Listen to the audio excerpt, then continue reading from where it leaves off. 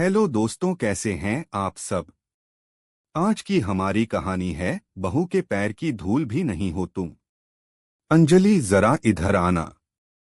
कितनी बार कहा है कि जब मैं अपनी सहेलियों के साथ बैठी रहूं तो कमरे के अंदर ही रहा करो। सुमित्रा देवी ने चाय की चुस्की लेते हुए ऊंचे स्वर में कहा।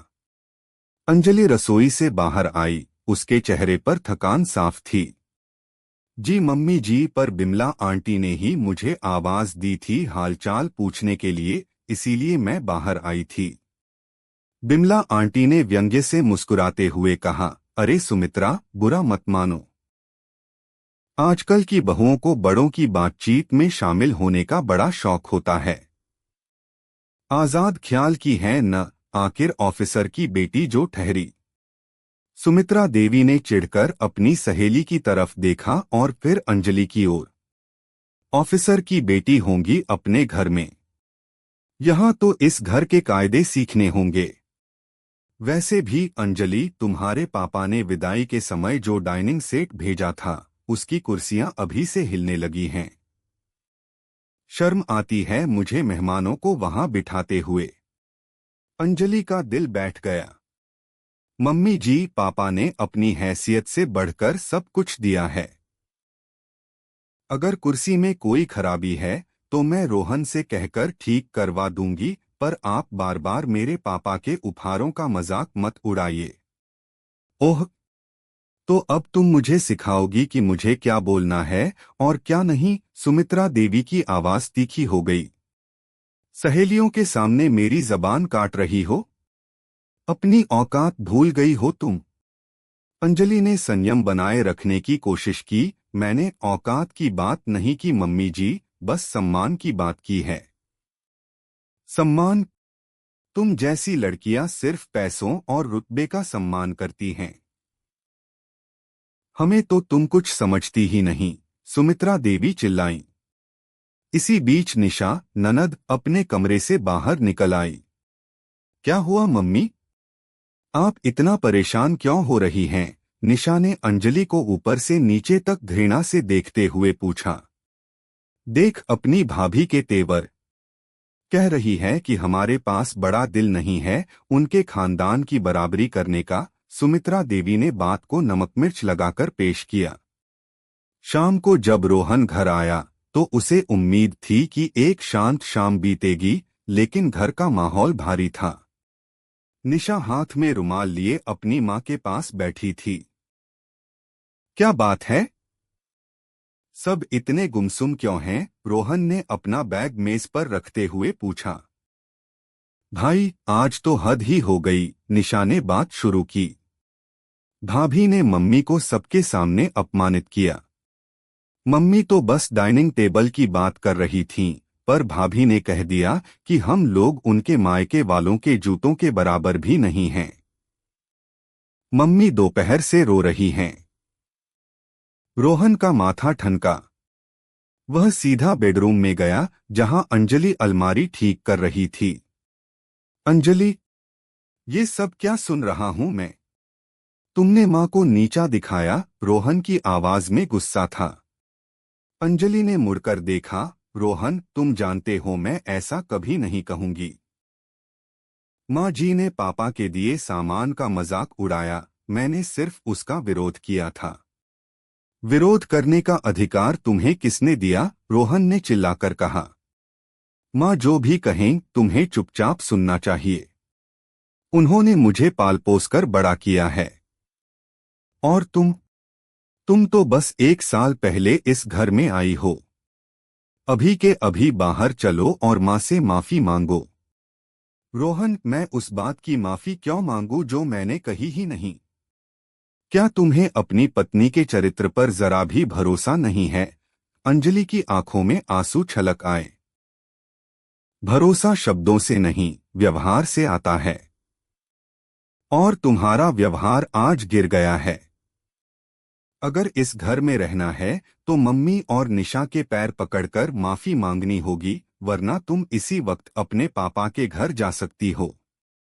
मुझे ऐसी ऑफिसर की बेटी की जरूरत नहीं जिसे रिश्तों की कदर न हो। अंजलि सन्न रह गई। उसे लगा जैसे उसके आत्मसम्मान पर किसी ने तेजाब डाल दिया हो। उसने रोहन की आंखों में देखा, वहां सिर्फ अंधा मोह था, न्याय नहीं।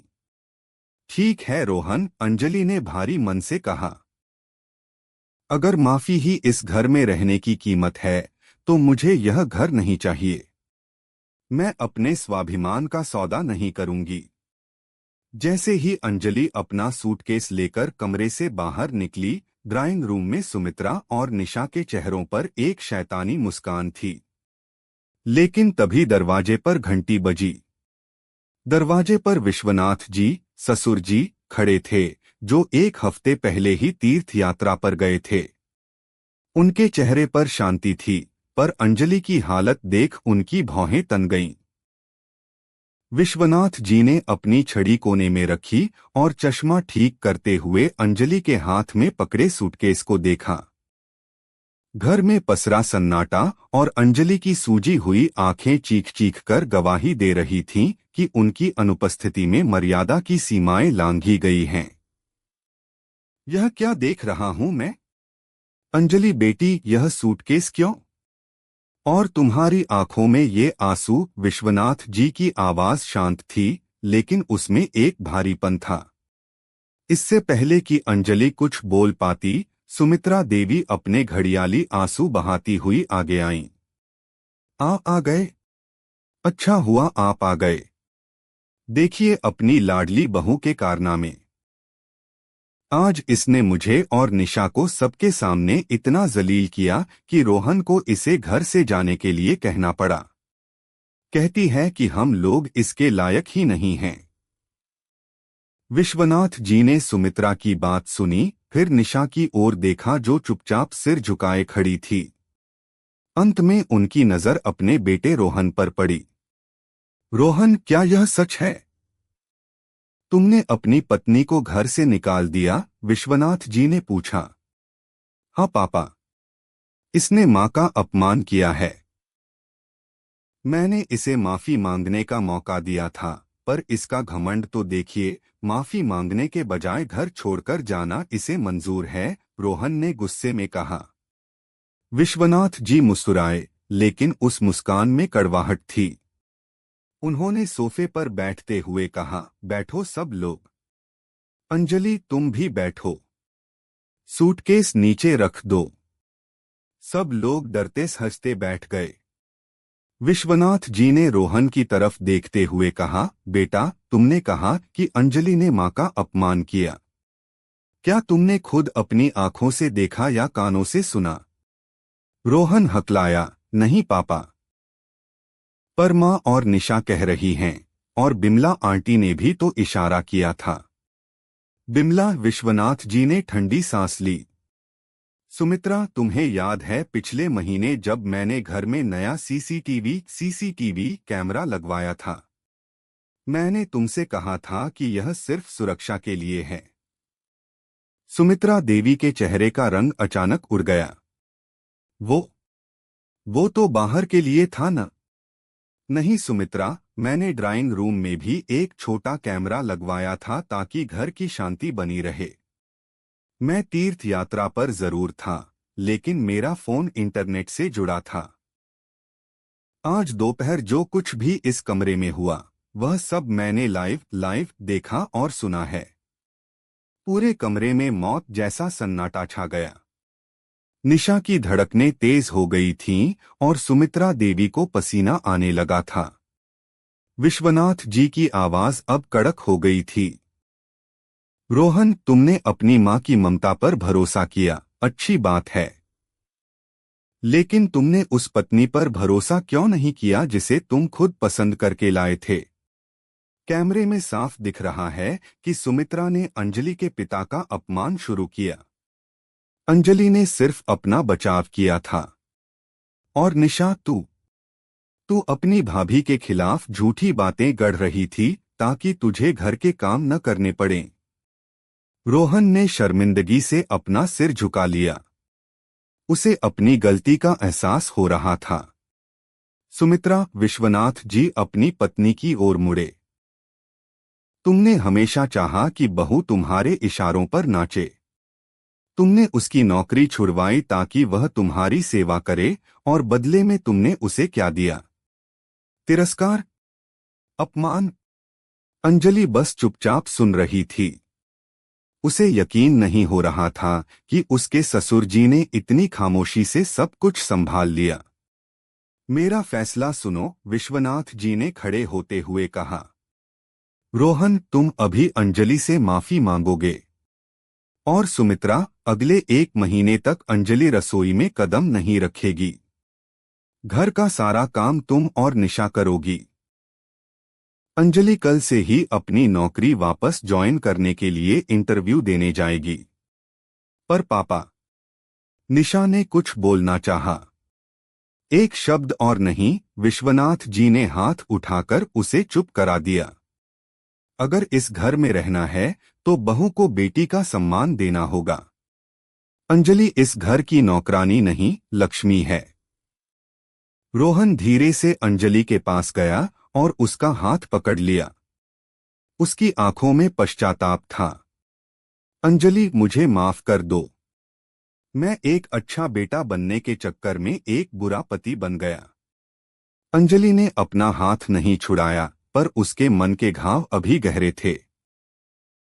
वह जानती थी कि ससुर जी ने उसे बचा तो लिया है, लेकिन असली बदलाव तब आएगा जब रोहन और उसकी मां का नजरिया बदलेगा। विश्वनाथ जी के फैसले ने घर की हवा ही बदल दी थी।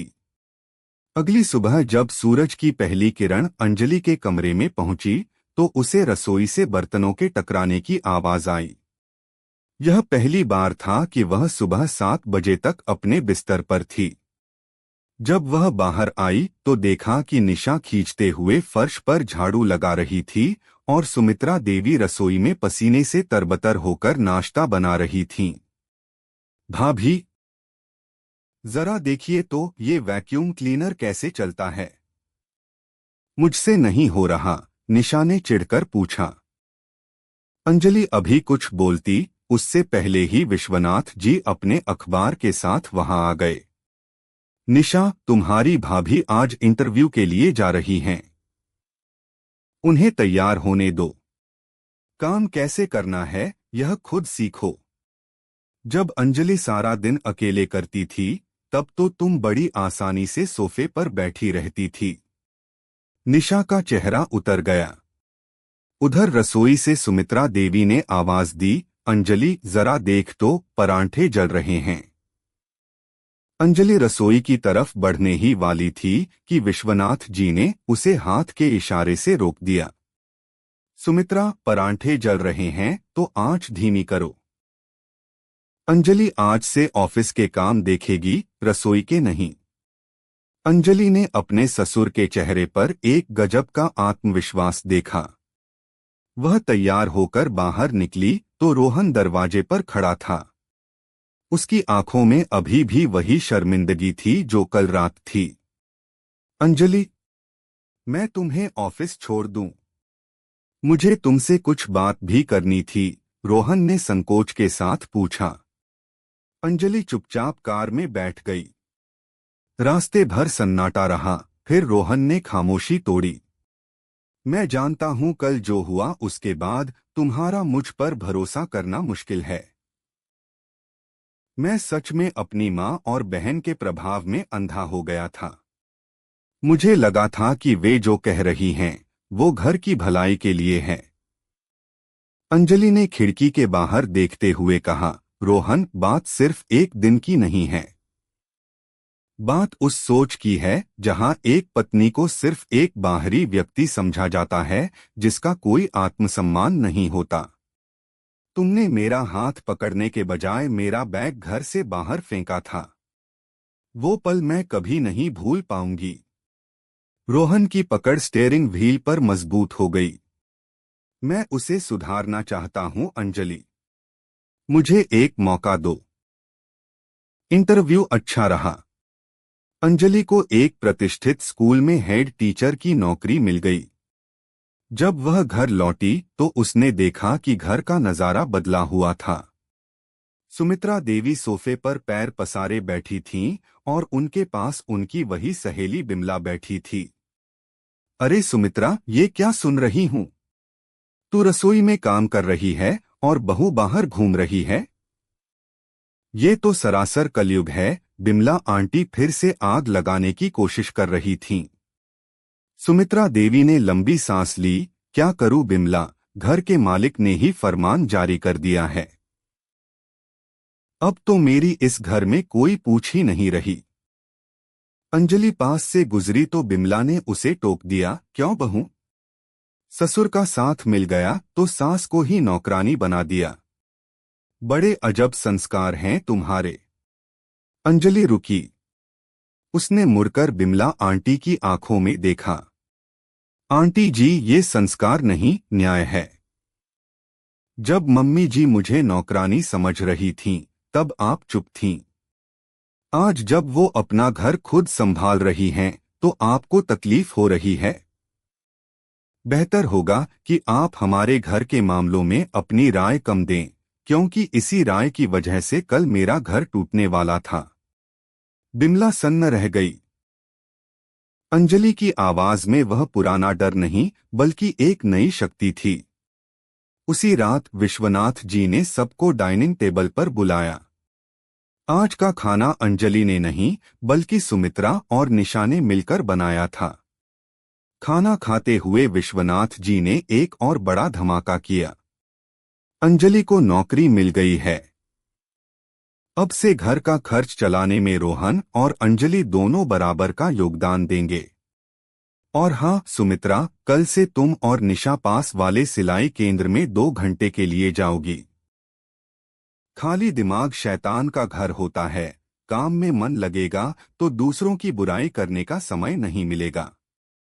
सुमित्रा और निशा एक दूसरे का मुंह देखने लगीं। उन्हें समझ आ गया था कि अब घर में हुकूमत नहीं, हिस्सेदारी चलेगी। अंजलि की नौकरी शुरू हुए 1 हफ्ता बीत चुका था। वह सुबह जल्दी उठकर अपना निजी काम निपटाती और फिर स्कूल के लिए निकल जाती। विश्वनाथ जी की सख्त हिदायत के कारण सुमित्रा देवी और निशा को रसोई संभालनी पड़ रही थी, लेकिन उनके मन की कड़वाहट कम होने के बजाय और बढ़ती जा रही थी। एक दोपहर जब अंजलि स्कूल में थी और विश्वनाथ जी अपने किसी मित्र के यहाँ गए हुए थे, सुमित्रा देवी और निशा रसोई में बैठकर खिचड़ी पका रही थीं, खाने की नहीं, बल्कि साजिश की।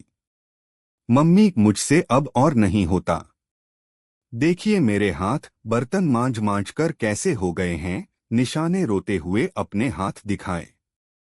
उस अंजलि ने तो हमें अपने ही घर में कैद कर दिया है। सुमित्रा देवी की आंखें जल रही थीं। धैर्य रख निशा। जब तक वह नौकरी कर रही है, तेरे पिताजी उसी का पक्ष लेंगे। हमें कुछ ऐसा करना होगा कि उसकी नौकरी भी जाए और रोहन की नजरों में वह फिर से गिर जाए। मेरे पास एक तरकीब है। सुमित्रा ने निशा के कान में कुछ फुसफुसाया। निशा के चेहरे पर एक कुटिल मुस्कान दौड़ गई। शाम को जब अंजलि थकी हारी घर लौटी, तो उसने देखा कि घर का माहौल बहुत शांतिपूर्ण था। सुमित्रा देवी ने मुस्कुराकर उसका स्वागत किया। आ गई बहू? थक गई होगी, बैठ, मैं तेरे लिए चाय लाती हूँ। अंजलि हैरान थी। उसे लगा शायद उसकी सास का हृदय परिवर्तन हो रहा है, लेकिन वह नहीं जानती थी कि यह मीठापन जहर से भरा है। तभी निशा कमरे से बाहर आई। उसके हाथ में रोहन का लैपटॉप बैग था। भाभी, भाई का फोन आया था।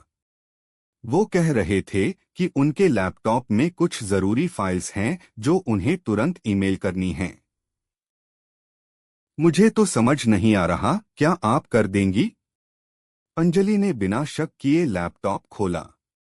वह फाइल ढूंढ ही रही थी कि सुमित्रा देवी ने पीछे से आकर मेज पर रखी चाय की प्याली गलती से लैपटॉप पर गिरा दी। अरे बाप रे! ये क्या हो गया? सुमित्रा जोर जोर से चिल्लाने लगी। लैपटॉप की स्क्रीन झपकी और काली पड़ गई। ठीक उसी वक्त रोहन घर में दाखिल हुआ। उसने देखा कि लैपटॉप चाय में भीगा हुआ है और अंजलि के हाथ कांप रहे हैं। मेरा लैपटॉप! अंजलि, इसमें मेरा पूरे साल का प्रोजेक्ट डेटा था। तुमने यह क्या किया? रोहन बदहवास होकर चिल्लाया। रोहन, मैं तो बस फाइल देख रही थी। मम्मी जी की चाय गिर गई। अंजलि ने सफाई देनी चाहिए। झूठ मत बोलो भाभी, निशा बीच में कूदी। मम्मी तो चाय लेकर आ रही थीं। आपने झटके से हाथ मारा और चाय गिर गई। आप शायद भाई से बदला लेना चाहती थीं क्योंकि उन्होंने आपको घर से निकालने की बात की थी। सुमित्रा देवी ने भी अपना दाव खेला। हाँ बेटा, मुझे तो यकीन ही नहीं हो रहा कि कोई इतना बदलाखोर हो सकता है। मेरे हाथ से चाय नहीं गिरी, इसने गिराई है। रोहन का गुस्सा 7वें आसमान पर था। अंजलि, मैंने सोचा था तुम बदल गई हो, पर तुम तो मेरे करियर को बर्बाद करने पर तुली हो। अंजलि की आंखों में आंसू थे, पर इस बार वह टूटी नहीं। उसे याद आया कि कमरे के कोने में विश्वनाथ जी ने एक और छोटा कैमरा लगवाया था, जिसके बारे में उन्होंने सुमित्रा जी को नहीं बताया था। रोहन, चिल्लाने से पहले जरा उस कोने वाले कैमरे की फुटेज देख लो, अंजलि ने शांत स्वर में कहा। सुमित्रा और निशा के पैरों तले जमीन खिसक गई। उन्हें लगा था कि कैमरे सिर्फ ड्राइंग रूम में हैं। अंजलि ने अपने फोन से घर के सिक्योरिटी ऐप को खोला और रोहन के सामने रख दिया। वीडियो में साफ दिख रहा था कि अंजलि शांति से काम कर रही थी और सुमित्रा देवी ने जानबूझकर निशाना साधकर चाय लैपटॉप पर डाली थी, जबकि निशा पीछे खड़े होकर मुस्कुरा रही थी। रोहन का चेहरा शर्म से झुक गया और फिर वह अपनी मां की ओर मुड़ा। मां, आप इतनी गिर सकती हैं? सिर्फ अपनी ईर्ष्या के लिए आपने मेरा करियर दांव पर लगा दिया। तभी पीछे से विश्वनाथ जी की आवाज आई, जो दरवाजे पर खड़े सब देख चुके थे। सिर्फ करियर नहीं रोहन, इन्होंने इस घर की नींव हिलाने की कोशिश की है। विश्वनाथ जी अंदर आए और सुमित्रा देवी की ओर देखते हुए कहा, सुमित्रा, मैंने सोचा था तुम सुधर जाओगी, पर तुम्हारी नफरत बहुत गहरी है। अब मेरा आखिरी फैसला सुनो।